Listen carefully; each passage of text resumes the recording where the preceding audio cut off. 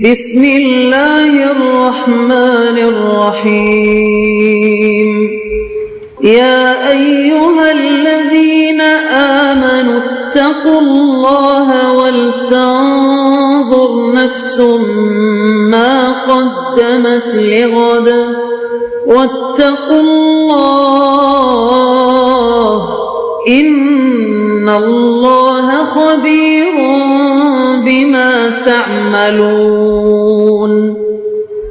اے ایمان والو، اللہ سے ڈرتے رہو اور ہر شخص کو دیکھنا چاہیے کہ اس نے کل یعنی آخرت کے لیے کیا سامان بھیجا ہے، اور ہم پھر کہتے ہیں کہ اللہ سے ڈرتے رہو، بے شک اللہ تمہارے سب اعمال سے خبردار ہے۔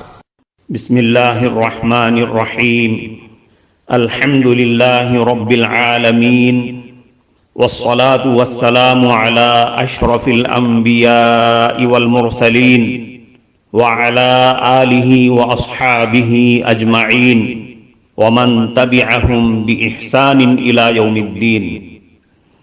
قابل صد احترام حضرات شائقین و شائقات سچا پیغام، السلام علیکم ورحمۃ اللہ وبرکاتہ۔ آج کی محفل میراث النبی کے نورانی پروگرام میں آپ کا استقبال ہے۔ اہلا و سہلا مرحبا۔ ہم آپ تمام حضرات و مستورات کا خیر مقدم کرتے ہیں۔ محترم حضرات و خواتین، تعلیم کا آغاز ہو رہا ہے۔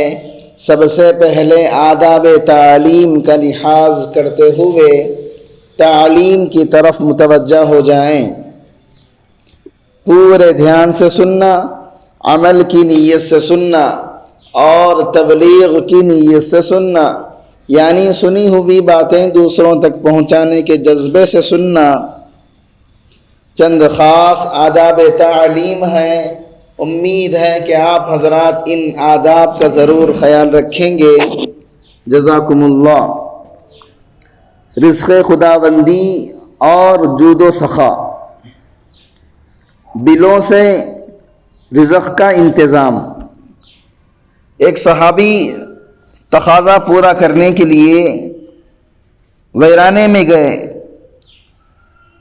ابھی وہ قضائے حاجت سے فارغ ہو ہی رہے تھے، انہوں نے دیکھا کہ زمین میں چوہے کا سوراخ تھا۔ اس سوراخ کو بل کہتے ہیں۔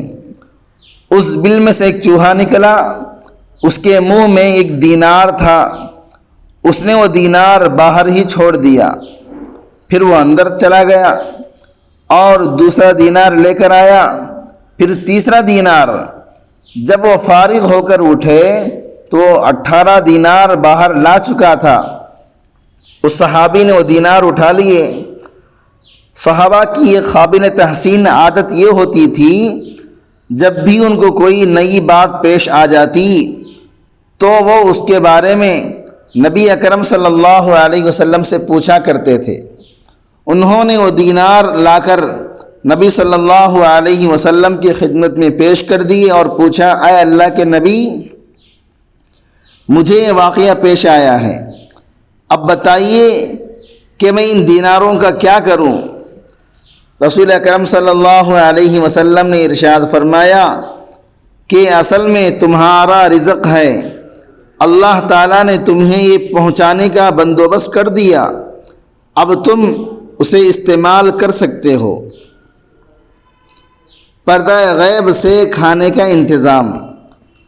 حضرت امام قرطبی رحمۃ اللہ علیہ فرماتے ہیں کہ جب قبیلہ اشعرین کے لوگ ہجرت کر کے مدینہ منورہ پہنچے تو ان کا زادہ راہ یعنی ٹوشہ ختم ہو چکا تھا۔ چنانچہ انہوں نے اپنے ایک آدمی رسول اللہ صلی اللہ علیہ وسلم کی خدمت میں اس غرض سے بھیجا کہ ان کے کھانے وغیرہ کا کچھ انتظام کر دے۔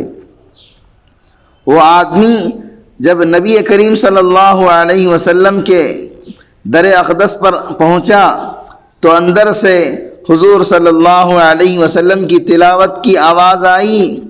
آپ صلی اللہ علیہ وسلم یہ آیت تلاوت فرما رہے تھے، وَمَا مِن دَابَّةٍ فِي الْأَرْضِ إِلَّا عَلَى اللَّهِ رِزْقُهَا۔ یہ آیت سنتے ہی اس کے دل میں خیال آیا کہ جب اللہ نے ہر ذی روح شے کا رزق اپنے ذمے لے لیا ہے تو پھر ہم بھی اللہ کے نزدیک دوسرے جانوروں سے گئے گزرے نہیں ہیں، وہ ضرور ہمارے لیے بھی رزق کا بندوبست کر دیں گے۔ چنانچہ وہ وہیں سے واپس آ گیا اور نبی صلی اللہ علیہ وسلم کو کچھ بھی نہ بتلایا، لیکن واپس جا کر اس نے اپنے ساتھیوں کو بتایا کہ خوش ہو جاؤ، تمہارے لیے اللہ کی مدد آ رہی ہے۔ اس کے ساتھیوں نے اس کا یہ مطلب سمجھا کہ اس نے اپنی حاجت نبی صلی اللہ علیہ وسلم کو بیان کر دی ہے، اور اللہ کے محبوب صلی اللہ علیہ وسلم نے انتظام کرنے کا وعدہ فرما لیا ہے۔ وہ یہ سمجھ کر مطمئن ہو گئے۔ وہ ابھی بیٹھے ہی تھے کہ دو آدمی ایک بڑا سا برتن لے کر آئے جو گوشت اور روٹیوں سے بھرا ہوا تھا۔ وہ دونوں آدمی کھانا دے کر چلے گئے۔ انہوں نے خوب سیر ہو کر کھانا کھایا، لیکن ابھی بہت سا کھانا بچ گیا۔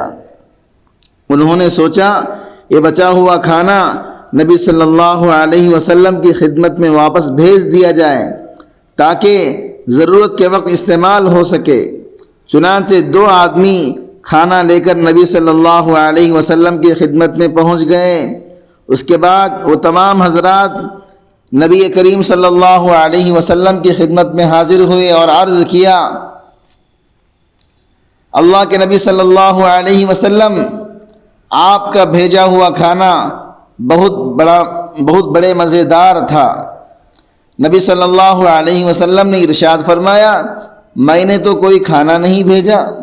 تب انہوں نے تفصیل بتلائی کہ ہم نے اپنے فلاں ساتھی کو آپ کی طرف بھیجا تھا اور اس نے ہمیں آ کر یہ بتلایا تھا کہ چنانچہ ہم یہی سمجھتے تھے کہ آپ نے بھیجا ہے۔ یہ سن کر نبی صلی اللہ علیہ وسلم نے ارشاد فرمایا، یہ میں نے نہیں بھیجا بلکہ اس پروردگار نے آپ کا رزق بھیجا ہے جس نے ہر ذی روح شے کا رزق اپنے ذمے لیا ہے۔ اللہ اکبر۔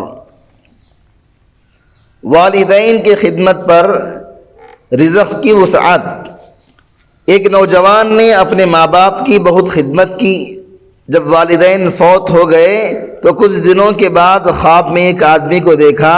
اس نے کہا، تم نے والدین کی بڑی خدمت کی ہے، اب تجھے انعام ملے گا۔ فلاں پتھر کے نیچے 100 دینار پڑے ہیں، جا کر اٹھا لو۔ وہ نوجوان سمجھدار تھا، اس نے پوچھا، کیا ان میں برکت بھی ہوگی؟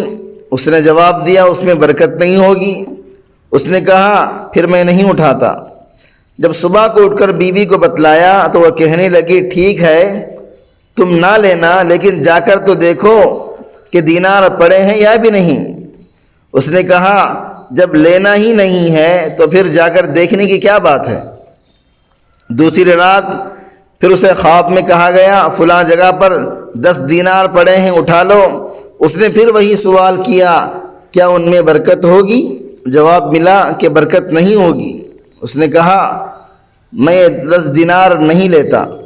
جب بیوی کو بتایا تو وہ کہنے لگی، پہلے 100 دینار تو چھوڑ دیے تھے، اب 10 دینار رہ گئے ہیں، وہ تو اٹھا لو۔ اس نے جواب دیا، جب ان میں برکت ہی نہیں ہے تو پھر میں نہیں اٹھاتا۔ تیسری رات پھر اسی طرح خواب آیا۔ اسے کہا گیا، تو نے اپنے والدین کی خدمت کر کے خوش کر دیا تھا، اس کے صلے میں ہم آپ کو 1 دینار دیتے ہیں۔ اس نے پوچھا، اس میں برکت ہوگی؟ جواب ملا، ہاں برکت ہوگی۔ جب وہ نوجوان صبح کو بیدار ہوا تو اس نے اس پتھر کے نیچے سے 1 دینار اٹھا لیا۔ واپسی پر اس کے دل میں خوشی کے جذبات تھے۔ اس نے سوچا، آج میں مچھلی لے کر جاتا ہوں، اس کے کباب بنا کر کھاؤں گا۔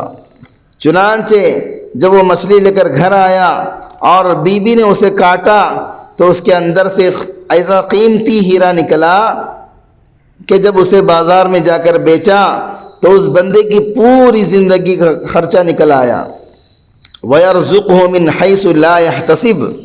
محترم ناظرین کرام، اس دینی اور ایمانی بیان کو سننے کے دوران ہی اس کو لائک کر دیجئے اور شیئر بھی کر دیجئے تاکہ دوسرے بھی اس سے فائدہ اٹھا سکیں۔ اللہ آپ کو جزائے خیر عطا فرمائے۔ ذریعہ معاش میں عقل کا دخل۔ ایک صاحب تھے، وہ چینی کا بزنس کیا کرتے تھے۔ جتنے میں چینی خریدتے تھے اتنے میں ہی بیچ دیا کرتے تھے، اور روز کا 1,00,000 روپیہ کما لیا کرتے۔ لوگ حیران ہو جاتے کہ اللہ کا بندہ اگر 100 روپیے من خریدتا ہے تو 100 روپیے میں ہی بیچ دیتا ہے، پھر اس کو فائدہ کہاں سے ہوتا؟ کچھ سمجھ میں نہیں آ رہی بات۔ چنانچہ کسی نے پوچھا، بھائی آپ کو فائدہ کیسے ہوتا؟ آپ جتنے میں لیتے ہیں اتنے ہی میں دے دیتے ہیں، ایک من آپ جتنے میں خریدتے ہیں ایک من آپ اتنے ہی میں بیچ دیتے ہیں، آپ کو کیا فائدہ ہوگا؟ اس نے کہا، جناب بات یہ ہے، میں روزانہ 10,000 بوریاں بیچتا ہوں۔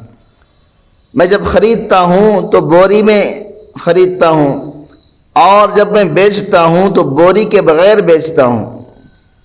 چینی میں اسی قیمت پر بیچ دیتا ہوں، لیکن نفع میں مجھے خالی بوری بچ جاتی ہے۔ تو 10,000 بوری روزانہ بچتی ہے، ایک بوری 10 روپیے کی بک جاتی ہے، یوں 10,000 بوریوں کے بدلے مجھے 1,00,000 روپے کا فائدہ ہو جاتا ہے۔ یہ ہے عقل معاش۔ عقل نے وہاں سے بھی فائدہ ڈھونڈ لیا جہاں سے عام آدمی کو فائدہ محسوس نہیں ہوتا۔ کفارہ مجلس کی دعا پڑھ لیجئے۔ سبحانک اللہم و بحمدک، اشہد ان لا الہ الا انت، استغفرک و اتوب الیک۔